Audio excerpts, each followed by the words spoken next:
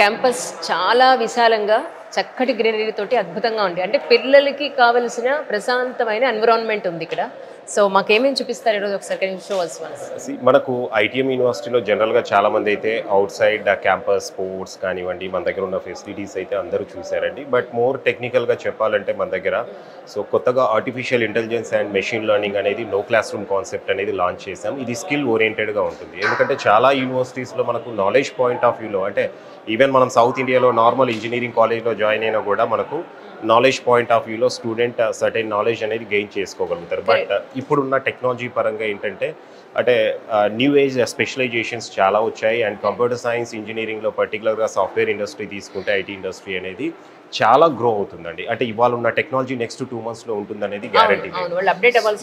ఇప్పుడు ఆ సినారియోలో ఏంటంటే మనకు ఇక్కడ స్టూడెంట్ నాలెడ్జ్తో పాటు డెఫినెట్గా స్కిల్ అనేది మనం బ్యాలెన్స్ చేయాల్సి ఉంటుందండి. దానికోసం మనం artificial intelligence and machine learning program అనేది నో క్లాస్ రూమ్ కాన్సెప్ట్ అనేది లాంచ్ చేశాము. ఆ ల్యాబొరేటరీస్ అనేది మనం ఒకసారి చూద్దామండి.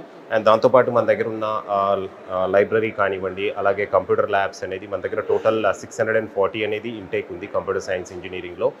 ఆ ఇంటేక్ తగ్గట్టుగా మనకి ఇక్కడ క్లాస్ రూమ్స్ ఎలా ఉన్నాయి, ల్యాబొరేటరీస్ ఏంటి, ఆడిటోరియం ఏంటి, ఇదంతా కూడా ఒకసారి మనం విజిట్ చేద్దామండి.